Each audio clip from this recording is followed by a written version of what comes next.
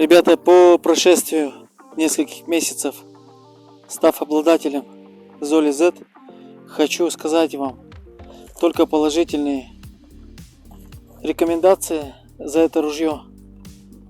Просто забалденное ружье в моем техническом мастерстве.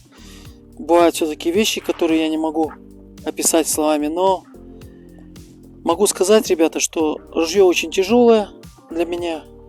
По весу очень хорошо подобрано. Я не знаю в балансе, как это, у меня на этом внимания нет. Но ружье, могу однозначно сказать, не летает. Я его не выкидываю. Поставил такую мушку символическую. И ружье просто стреляет в дым, в пыль. И что самое главное, ребята, я убрал внимание от ружья. Не от приклада, а от ружья в целом. Я смотрю только на мишень.